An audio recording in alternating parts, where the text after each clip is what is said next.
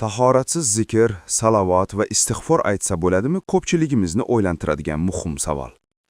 Inson tahoratsiz holda Allohni zikr qilishi, payg'ambarimizga sallallohu alayhi va sallam salovat aytishi yoki istig'for aytishi mumkinmi? Ushbu videoda ustoz Abdulloh domla ushbu masalaga dinimiz ko'rsatmalari asosida aniq va batafsil javob beradilar. Videoda quyidagi mavzular yoritilgan. Tahoratsiz zikr qilish hukmi qanday? Salovat va istig'forda qanday holatlarda aytish afzal? Qaysi amallar uchun albatta tahorat shart? Kundalik hayotda tilimizni zikrga qanday o'rgatish kerak? Do'stlaringizga ham ulashing. Sizning birgina podelitsa tugmasini bosishingiz kimningdir ilm olishiga sababchi bo'lishi mumkin. Savobga sherik bo'ling. Siz bilan bizni yaratgan Parvardigorimiz subhanahu va taolo aytayapti: "Ogoh bo'linglar, ko'zinglarni ochinglar. Inson faqatgina qalbi Allohni zikr qilgandagina orom oladi." Bugun zikr haqida suhbat qilamiz. Alloh taoloni zikr qilishdan ko'ra qalbni ochadigan boshqa amal yo'q. Alloh taoloni zikr qilishdan ko'ra savobi ulug'roq bo'lgan amal yo'q. Demak, insonning qalbini ochilishligi, yuksalishligi Allohning zikriga bog'liq bo'ladi. Alloh taolo Qur'onda marhamat qiladi: "Fazkuruni azkurukum." Ey bandalar, meni eslanglar, meni zikr qilinglar, men sizlarni eslayman. Bilasizlarmi? Yer yuzida bir jannat bor. Allohning zikri degan jannat. Allohning zikri bu yerdagi jannat. Kim mana shu yerda yashab turib shu jannatga kirmagan bo'lsa, oxiratdagi jannatga kirmaydi. Ilm majlisi, Qur'on tilovati, Allohning zikri bo'lgan halqalar. Mana shu zikrda o'tirgan odam jannatga kirgan hisoblanadi yer yuzidagi. Endi yer yuzidagi jannatga kirdimi, inshaalloh oxiratdagi jannatga ham kiradi.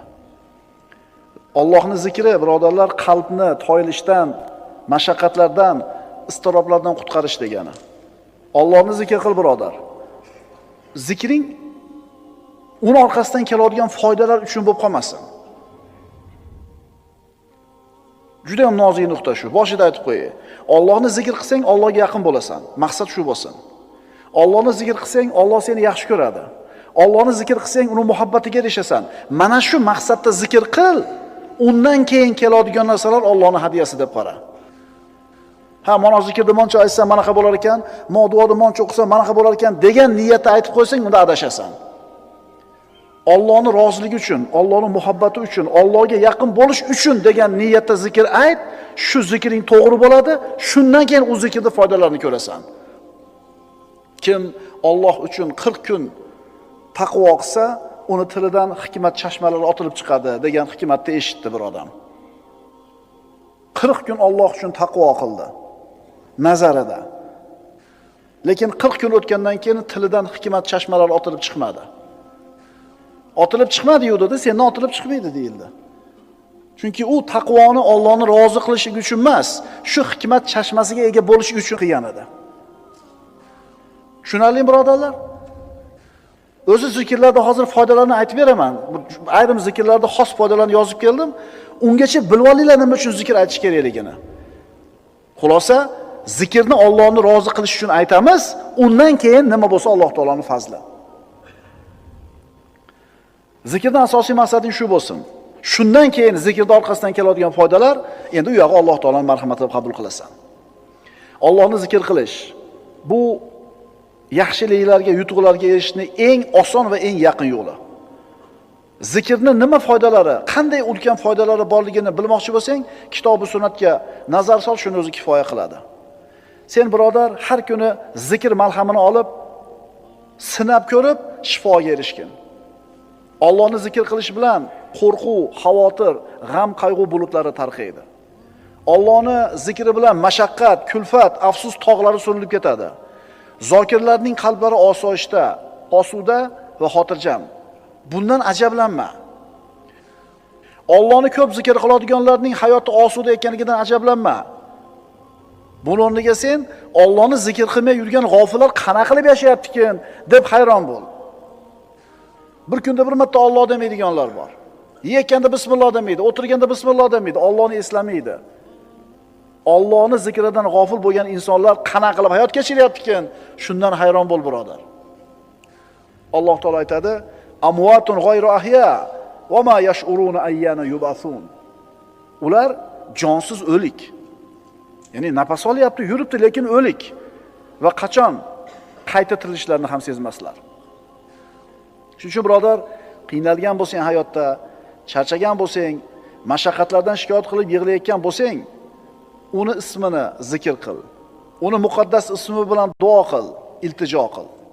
Hal ta'lamu lahu samiyya. Unga teng biror zotni bilurmisiz? Birodar, seni qalbingni xotirjamligi Allohni zikr qilishingga bog'liq bo'ladi.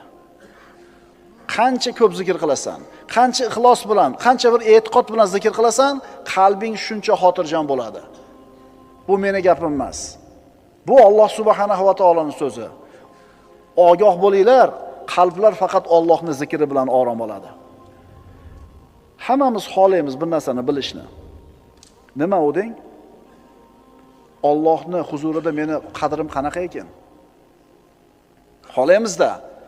Alloh meni qadrlarmikin? Allohning huzurida meni qadrim qanaqa ekan? Bilishni xohlaysan, birodar? Albatta xohlaysan. Buni yo'li bor. O'zingga qarab ko'r. Sen uchun Allohning zikri qaysi o'rinda? Allohning zikr qilishligini qadri senga qanchalar baland? Shunga qarab seni ham qadring belgilanadi Allohning huzurida. Zikr siz uchun qanchalar qadrli? Shunga qarangda, bu yog'ini bilib olavering. Endi tushunyapsan, birodar, nima uchun qalbingda doim siqilish, tashvish, qo'rquv bor? Endi tushunyapsizlarmi, nimaga odamlar shunqa bir siqilib, bo'g'ilib yashaydi? Nima sababdan mana shu narsalar qalblarimizni egallagan? Endi anglayapsizlarmi? Agar bizni ham qalbimiz mana shunaqa siqilishda, iztirobda, bo'g'ilishda bo'lsa, demak, buni sababi nima ekan? Allohning zikridan uzoq ekanmiz. Shu muomalaga kirib qolamiz. Endi qutulish yo'li Allohning zikriga qaytaylik. Voy birodarlar, zikr shunaqa zo'r ibodatki, uni vaqti yo'q.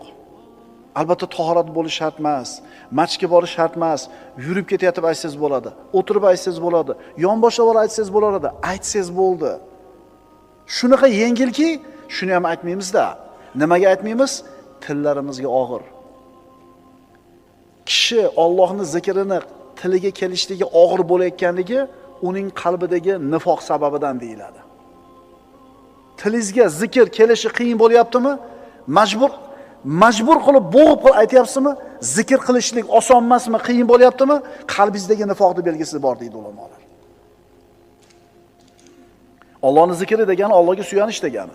Unga suyanish degani, ishonish degani, tavakkul qilish, qaytish degani. Allohning zikri degani Alloh haqida yaxshi gumon qilish degani, undan yengillikni kutish degani. Agar duo qilsang, Alloh senga yaqin. Nido qilsang eshitadi, so'rasang ato qiladi. Shuning uchun Allohga zorlan, duo qil, undan qo'rqin. Sano ayt, hamd ayt, duo qil, istig'for ayt, uni pokiza ismini doim tinimsiz takrorla. Inshaalloh uni madadi bilan saodatni topasan, omonlikni, xursandchilikni, nurni, osoyishtalikni inshaalloh qo'lga kiritasan. Ogoh bo'linglar, qalblar faqat Allohning zikri bilangina orom oladi. Bo'ldi, ertadan shu zikrlarni aytaman degan xulosa bilan chiqib ketish kerak. Tevada 18 ta mavzu o'tdikmi? U bir tomon bo'lsa, bu o'zi bitta alohida tomon. Tushunyapsizlarmi? 18 ta darsimiz bitta pallada, mana shu zikr bitta pallada. O'sha 18 ta o'tgan narsamizni doim yodimizda turishi, o'shunga amal qilishligimiz zikrga bog'liq. Astagfirullah. Fa'atahumullohu thawabad dunya va husna thawabil axirah vallohu yuhibbul muhsinin. Bas mana shunday zokirlarga Alloh dunyoda ham savob, g'alaba, mol davlatni berdi va oxiratda ham go'zal ajrni, jannatni ato qiladi. Kimga? Zokirlarga. Allohni ko'p zikr qiluvchi bandalariga. Payg'ambarimiz sollallohu alayhi vasallamdan mana Abu Dardo roziyallohu anhudan rivoyat qilingan hadisga qaraymiz. Rasululloh aytadilar, sizlarga amallaringlarni eng yaxshisini o'rgataymi? Podshohlaringiz huzuridagi eng pokizasini o'rgataymi? Darajalarni ko'taruvchi, oltin, kumushni sarflashingizdan ko'ra yaxshiroq, dushmanga ro'baro bo'lib, sizlar uni bo'yniga qilich urishinglar va ular ham sizlarni bo'yningizga qilich urishidan ko'ra yaxshiroq bo'lgan amalni xabarini beraymi? Ha, deyish sahobalar. Zikrulloh dedilar Rasululloh. Allohning zikri, Allohning zikri.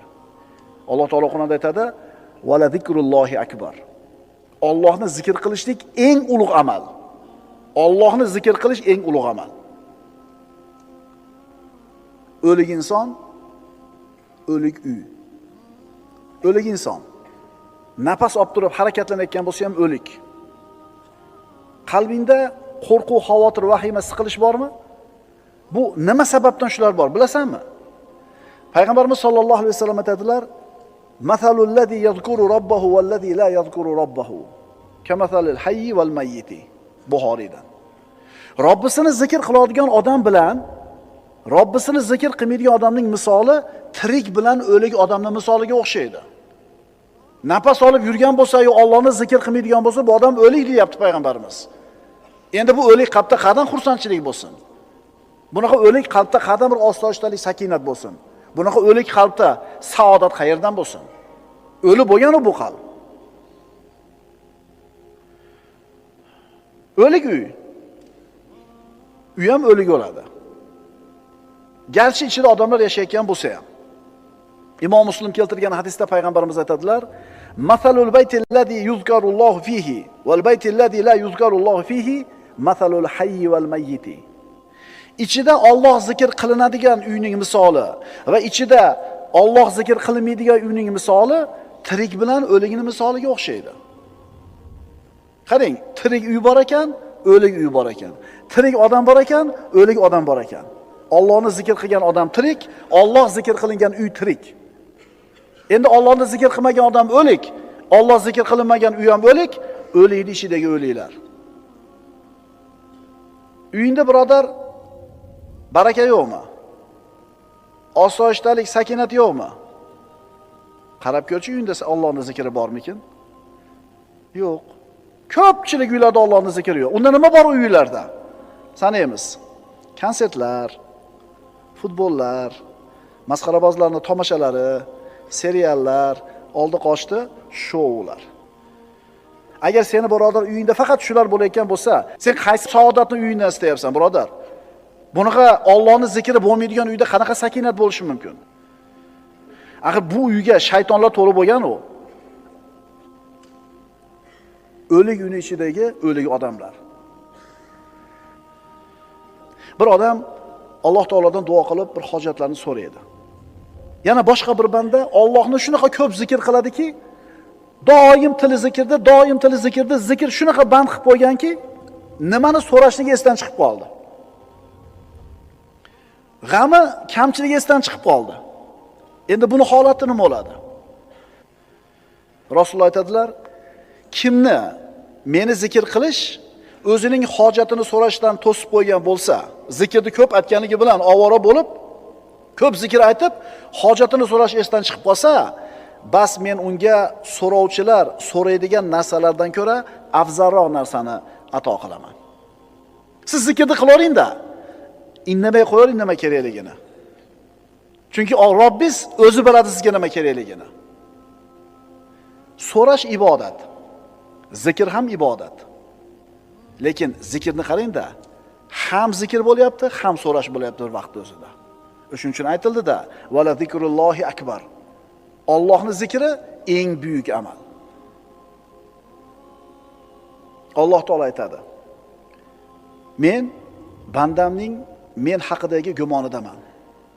Agar u bandam meni zikr qilsa, men u bilan birgaman. Agar u meni o'zining nafsida zikr qilsa, men ham uni o'z nafsimda zikr qilaman." Alloh sizni zikr qilishi nima, bilasizmi siz? Aqlingiz bavar qiladigan narsa emas. Siz aqlingiz yetmaydi. O'ylang, bir mahallangizda bir odam bor edi yoki billa katta bo'lgan o'rtog'ingiz bor edi. Billa yasharingiz, bir kun kelib prezident bo'ldi. Mamlakatingizning prezidenti bo'ldi. Keyin rosa mansabda cho'qqisida turgan paytda bir intervyusida sizni esladi. Men maktabda o'qigan paytimda falonchi o'rtog'im bo'lardi. Shu mana fandan menga yordam berardi desa, bilasizmi qanday baxtli his qilasiz o'zingizni? Chunki sizni kim zikr qildi? Kim esladi sizni? Prezident. Endi Alloh sizni zikr qilsa, bilasizmi nima bu siz uchun? Bu sakinat, osudalik, barakot, saodat. Agar banda meni o'zini nafsida zikr qilsa, men o'zimni nafsimda zikr qilaman. Agar meni o'sha bandam bir majlisda, maloda, bir jamoat ichida zikr qilsa, men u bandamni ularning majlisidan ko'ra yaxshiroq bo'lgan majlisda zikr qilaman. Maloil a'lo, maloikalarning majlisida zikr qilaman deyapti Alloh taolo. Alloh sizni zikr qilsa birodar, bilasizmi sizga nima bor? Rahmat, qo'llashi, inoyati, panohi degani. Banda Allohni zikr qilsa, Alloh shu banda bilan birga bo'ladi. Alloh siz bilan birga bo'lishini xohlasangiz, Allohni zikr qiling. Qo'llab-quvvatlaydi. Yana nima kerak sizga boshqa? Nima kerak yana sizga boshqa? Allohga sen banda zikrni ko'p aytib, unga yaqin bo'lganing sari Alloh ham senga yaqin bo'lib boraveradi. Payg'ambarimiz aytadilar: "Sabaqal mufarridun." Mufarridlar o'zib ketdi hammadan. Aytishdiki: "Ya Rasululloh, mufarridlar kim?" Rasul aytdilar: "Az-zakirunalloha katiran vaz-zakirat." Imom Muslimdan. Allohni ko'p eslaydigan erkaklar, Allohni ko'p eslaydigan ayollar. Mana shular o'zib ketishdi. Hamma narsada o'zib ketishdi. Mana endi zikrda qanchalar muhim narsa ekanligi va qanchalar oson, qulay narsa ekanligi, maqsadimizga yetkazadigan eng oson va qulay yo'l ekanligini tushundik. Mana endi ayrim zikrlarning fazilatini aytib beraman. Nimaga aytmayapman shu zikrni men deysiz? Abu Umoma Bohiliy roziyallohu anhuning hadisi Abu Dovuddan keltiriladi. Kunlari birida Abu Umoma Bohiliy roziyallohu anhu masjidda namozdan bir tashqari vaqtda ko'p o'tiradigan bo'lib qoladi. Rasululloh buni kuzatib turib: "Ey Abu Umoma, nimaga bu ko'p o'tiribsiz namozdan tashqari vaqtlarda?" deganida hali sahoba boshini egib o'tiribdi-da: "Ya Rasululloh, g'amlarim ko'p, qarzlarim ko'p" deydi. Kimi g'ami yo'q? Kimi g'ami yo'q? Boyda ham, kambag'alda ham g'ami bor. Kambag'al qarzni to'lamay g'amda bo'lsa, boy haqini undira olmay g'amda. To'g'rimi? Rasululloh aytdilar: "Men sizga shunday bir kalimalarni o'rgataymi? Agar ularda aytsangiz, Alloh g'amlaringizni ko'taradi, qarzlaringizni uzadi."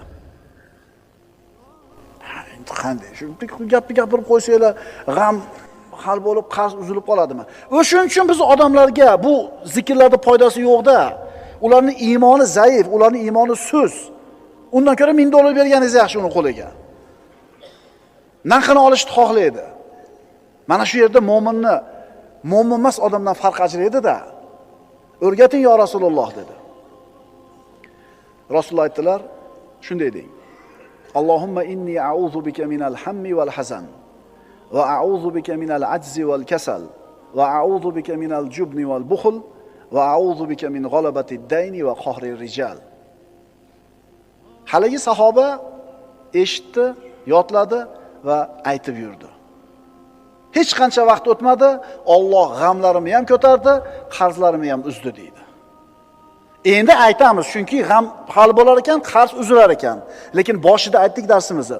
Bu zikrlarda aytishdan maqsad Allohning roziligi, Allohning muhabbati, Allohning yaqin bo'lishlik bo'lsin. Bu masalalar keng bo'ladigan narsalar. Bir qori ukam shunaqa muammoga kirib qolganida men ham xuddi shu nasihatni qilgan edim. Bir oy o'tmadi domla, hamma yo'q hal bo'ldi deb keldi. Chunki biz o'zimiz ham ko'rganmiz-da bu zikrda aytib turib, hayotimizda ta'sirini, hayotimizda samarasini ko'rganmiz. O'shuning uchun ishlanib aytgan edik. Ishlanib olib, ishlanib aytgan ekan, Alloh hal qilibdi. Bir oyda problemalar hal bo'ldi domla deyapti. Birodarlar, uyga kirib olib yig'laysiz.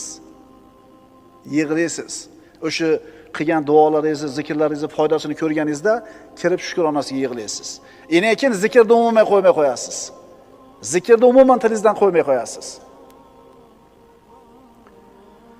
Biz mana shu hadisni voqeligini hayotimizda o'zimiz ham ko'rdik, shogirdlarimizni ham ko'rdik, sizlarda ham inshaalloh ko'ramiz. Faqat ixlos bilan aytilsin, doimiy bo'lsin. Yustajabu li ahadikum ma lam yasta'jil ila Rasululloh. Shoshilmasanglar duolar ijobat bo'ladi. Qanday qilib shoshilamiz yo Rasululloh? Rasululloh aytdilar, sizlardan bittanglar Allohga duo qiladi, keyin aytadi, duo qildim, Alloh ijobat qilmadi deydi. Mana shu odam shashiltirdi, endi buni duosi ijobat bo'lmaydi. Istig'forning ayrim foydalari.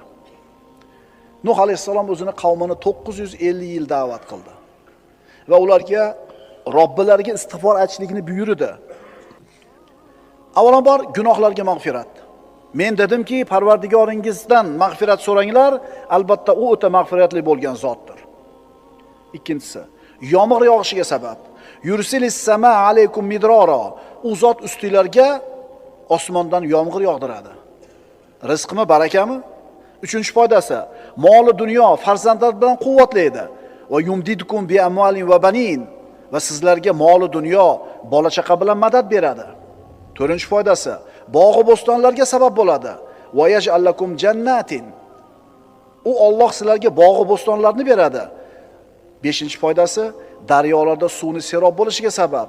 Va yaj'alakum anhara. Sizlarga oqar daryolarni ato qiladi. Bitta istig'forga.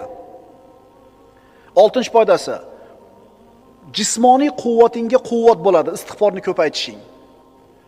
Va yazidukum quvvatan ila quvvatikum. Va kuch-quvvatlaringizga yana kuch-quvvat beradi. 7-foydasi, istig'for chiroyli rizqni kelishiga sabab bo'ladi. Yumatti'ukum mata'an hasanan ila ajalin musamma. U Alloh sizlarni ma'lum muddatgacha chiroyli rizq bilan bahramand qilur. 8-foydasi, har bir fazl egasining fazliga erishishiga sabab bo'ladi. Va yu'tikulladhi fadlin fadlahu. Va har bir yaxshilik sohibiga yaxshilik mukofotini berur. 9-si, balolarni daf bo'lishiga sabab bo'ladi istig'for. Va ma kana Allohu mu'azzibahum va hum yastaghfirun. Modomiki ular istig'for aytib turar ekan, Alloh ularni hargiz azoblamaydi. Sanab chiqamiz, kelinglar. Istig'forning birinchi foydasi gunohlarga mag'firat. Yomg'ir yog'ilishiga sabab, moli dunyo, bola chaqa, bog' va bo'ston, daryolar, quvvat, chiroyli rizq, har bitta fazl egasi fazlini oladi, balolarni daf bo'lishi. Bitta istig'for uchun. Yana nima kerak sizga? Yana nima kerak? Nimada yuribsiz o'z ko'chada? Bola, chaqa, tirikchilik, hammasi istig'forning ichida turibdi. Quvvatda yurmayapsiz ko'chada, quvvat ishida ekan. Daryo, yomg'ir, bog'roq nimani evaziga berilyapti? Voy, men nima qilib yuribman istig'for aytmasdan degan xayol keldimi kallanglarga? Astagfirullohal azim va atubu ilayh. Astagfirulloh va atubu ilayh. Astagfirulloh. Qaysinisi tilingizga qulay? Ketguncha aytib keting shuni mashinada uyingizga. Ishga ketguncha aytib keling. O'tirib ayting, turib ayting, ishga ketayotib ayting, yurib ketayotib, kiyinayotib ayting, zikr ayting birodar. Bilasizmi zikr nimaga o'xshaydi? To'ydagi gul qurishni boshlaganda suv qo'yasiz, u gul yashnaydi. Ana shu gul siz bilan bizning qalbimiz. Ana shu quyilayotgan suv Allohning zikri. Shuning uchun aytdik, Allohni zikr qilayotgan odamning qalbi xotirjam, osoyishta bo'lganiga hayron bo'lma.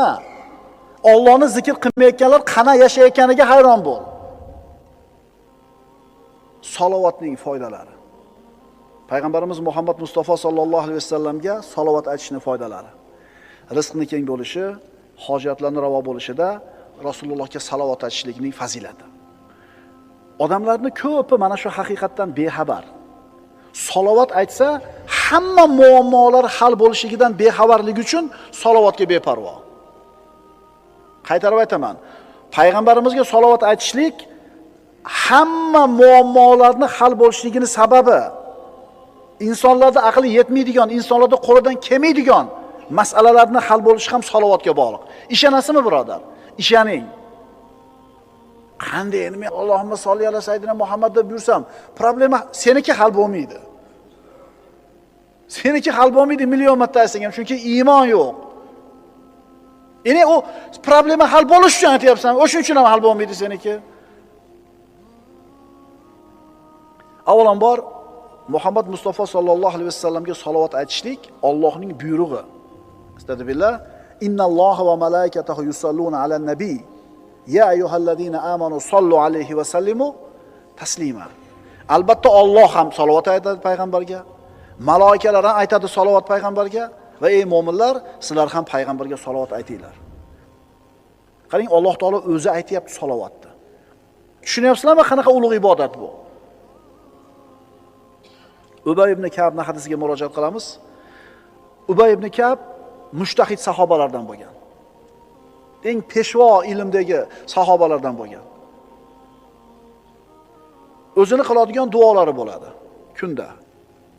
Ya Rasululloh, shu duolarim ichidan qanchasini sizga salovat qilay dedi. Duo qiladi, qanchasi sizga salovat bo'lsin dedi. Rasululloh aytdilar, qancha ko'p bo'lsa shuncha yaxshi. Yarmini qilaymi, 3dan 1ni qilaymi? Payg'ambarimiz qancha ko'p bo'lsa shuncha o'zingga yaxshi deurdilar. Shunda Ubay ibn Ka'b aytdiki, unday bo'ladigan bo'lsa, hamma duoyimni sizga salovat qilib olaman dedi. Faqat salovat aytaman dedi. Mukofot qarang. Rasululloh aytdilar, idan tukfa hammaka va yughfardan buka. Unday bo'lsa, bu ishingiz g'amlaringizga kifoya qiladi, gunohlaringizni mag'firat bo'lishiga sabab bo'ladi dedilar. Salovatni qancha ko'p aytsang, muammoing qolmaydi deyapti. Imom Bayhaqiy Shu'abul Iymonda Anas ibn Malikdan keltirilgan hadisda aytadi, kim payg'ambarimiz sollallohu alayhi vasallamga 100 ta salovat aytsa, Alloh taolo mana shu bandani 100 ta hojatini ravo qiladi. 70 tasi oxirat hojatlaridan bo'ladi, 30 tasi dunyo hojatlaridan bo'ladi. Kim payg'ambarimiz sollallohu alayhi vasallamga 100 ta salovat aytsa, Alloh taolo mana shu bandani 100 ta hojatini ravo qiladi. 70 tasi oxirat hojatlaridan bo'ladi, 30 tasi dunyo hojatlaridan bo'ladi. Kunda bitta hojatingiz ravo bo'lsa, o'zi qanaqa xursand bo'lib ketasiz-a? Ertaman chiqib kech-kech yurasiz, bitta problemangizni hal qilib kelsangiz, bugungi kunim yaxshi bo'ldi. Bitta problemamni nima qilib oldim? Robbing 30 ta muammoini hal qilib beradi. Agar salovat aytsang 100 marta. Muhammad alayhisalomga salovat aytishning samaralari. Salovatni ko'paytgan odamga savoblari 10 barobar ko'paytiriladi. Darajasi 10 barobar ko'tariladi. 10 ta gunoh o'chiriladi. Qiyomatda shafoatga ega bo'ladi. Alloh taolo uning g'amlariga o'zi kifoya qiladi. Maloikalar unga salovat aytadi. Allohning amrini bajo keltirgan bo'ladi. Duolarning ijobati bo'lishiga sabab bo'ladi. Mo'min kishi salovatni ko'paytar ekan, baxilligidan omon bo'ladi. Baraka kelishiga sabab bo'ladi. Qiyomat kuni bandani qadami sobit bo'ladi. Allohga yaqin bo'ladi. Dunyo oxiratda maqsadiga erishadi. Rahmat eshiklari ochiladi. Payg'ambarga salovat ko'paytgan kishiga payg'ambarimizga bo'lgan muhabbati isboti topiladi. Faqirligini yo'q bo'lishiga sabab bo'ladi. Musulmonning qalbi tirilishiga sabab bo'ladi. Rasulullohga manzilat jihatdan yaqinlashadi va yana bundan boshqa 100 dan ortiq fazilatlarga, xayriyatlarga ega bo'ladi. Kim? Rasululloh sollallohu alayhi vasallamga salovat etgan kishi. Ana istig'forning foydasi. Ana salovatning foydasi. Yana aytiladi, kim kalima tavhidni la ilaha illalloh vahdahu la sharika lah lahul mulku va lahul hamdu va huva ala kulli shay'in qodirni bir kunda 100 marta aytsa, 100 ta gunoh o'chiriladi, 100 ta savob yoziladi, 100 ta darajasi ko'tariladi va Alloh uni 100 ta balodan saqlaydi. Yana nima kerak bizga? Ha? Yana nima kerak bizga? Afzalu zikri la ilaha illalloh. Zikrlarning eng afzali la ilaha illalloh. Alloh azza va jalla siz bilan bizga xitob qilib aytayapti. Ala bi zikrillahi tatmainnul qulub. Ogoh bo'linglar, qalblar faqatgina Allohning zikri bilan orom oladi. Alloh azza va jalla doim o'zini zikr qiladigan zokir bandalardan qilishligini so'raymiz. Alloh o'zi tavfiq bersin. Bizdan niyat, bizdan harakat, tavfiq Allohdan.